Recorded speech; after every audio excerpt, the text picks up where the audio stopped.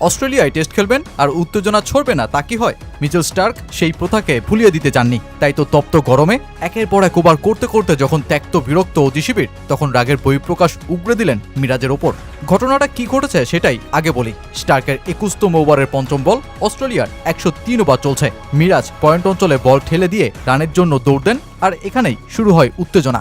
নিয়ম অনুযায়ী বোলাররা বল ছোড়ার পর ফলশ্রুতে পিচের মাঝের অংশ এড়িয়ে চলেন, আর ব্যাটারদেরও রান নেওয়ার সময় পিচের মাঝের অংশ এড়িয়ে চলবার নিয়ম আছে।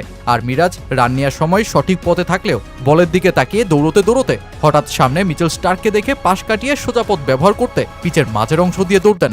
আম্পায়ার সাথে সাথেই মিরাজকে সতর্ক করতে থাকেন। মিরাজও বোঝাতে চেষ্টা করেন তিনি বলের দিকে তাকিয়ে থাকায় সামনে কি ছিল তা দেখতে পারেননি। আর উল্টো দিকে মিচেল স্টার্কও মিরাজকে লক্ষ্য করে কথা বলতে শুরু করেন। স্টাম্প মাইকে শোনা যায় স্টার্ক মিরাজকে বলছেন, এটা আমার ফলথ্রু, এখন তোমার ফলথ্রু, উইকেট থেকে সরে দাঁড়াও, তুমি এখন আর বাংলাদেশে নেই, তাই না? যেই উত্তেজক মুহূর্ত চলবার সময় চ্যানেল 7-এর ধারাভাষ্য কক্ষে থাকা রিকি পন্টিং অবশ্য মিরাজের পক্ষই নেন। তিনি বলেন, আমি নিশ্চিত নই যে এটা ইচ্ছাকৃত ছিল কিনা। সে যখন সামনে তাকিয়েছে তখন স্টার্ক তার পথের মধ্যে ছিলেন, তাই দ্রুতগতিতে বোলারকে পাশ কাটিয়ে যাওয়ার পরিবর্তে সে পিচের মাঝখান দিয়েই যাওয়ার পথ বেছে নিয়েছে।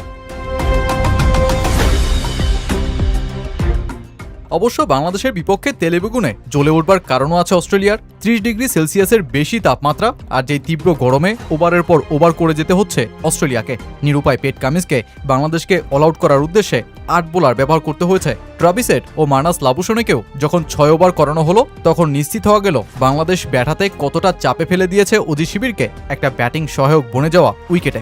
দ্বিতীয় দিন শেষে 110 ওভার বল করেও গুড়িয়ে দেওয়া যায়নি বাংলাদেশকে, অথচ অ্যাশেজে মোটামুটি একবারই বোধহয় অস্ট্রেলিয়াকে 100-এর বেশি ওভার করতে হয়েছিল এক ইনিংসে। তাই এটা অস্ট্রেলিয়ার জন্য বেশ চ্যালেঞ্জিং।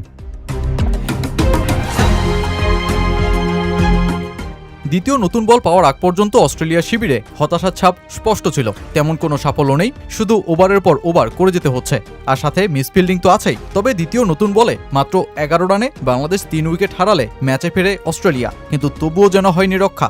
শান্ত, মুশফিক, লিটন আউট হতেই মিরাজ আর হাসান মাহমুদ দাঁড়িয়ে যান দেয়াল হয়ে। হাসান মাহমুদের 76 বলের অসাধারণ প্রতিরোধ আর মিরাজের 73 বলে 32 রান, এই দুই জুটি অপরাজিত থেকে 153 রানে বাংলাদেশকে লিডে রেখেই দিন শেষ করে। আর সেই সাথেই সামনে আসতে থাকে একটা দীর্ঘ অপেক্ষার গল্প।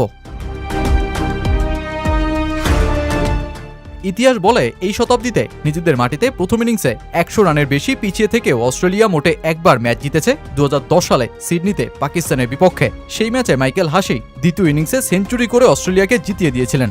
এবার অস্ট্রেলিয়া সেই একই পরীক্ষার সামনে, যদিও বাংলাদেশ এর আগে 2006 সালে ফতুল্লায় একই চ্যালেঞ্জে অস্ট্রেলিয়াকে ফেলেও ম্যাচ জিততে পারেনি রিকি পন্টিংয়ের সেঞ্চুরির সামনে। তাই এবার অস্ট্রেলিয়াকে ম্যাচে বাঁচাতে হলে দলটাতে রিকি পন্টিং কিংবা মাইকেল হাসি বনতে হবে ব্যাটারদের, আর বাংলাদেশকে কাটাতে হবে 2006 সালে সেই স্বপ্নভঙ্গের মুহূর্তটা, যেই ম্যাচে প্রথম ইনিংসে 427 রান করে 158 রানের লিড নিয়েও বাংলাদেশকে হারতে হয়েছিল 3 উইকেটে।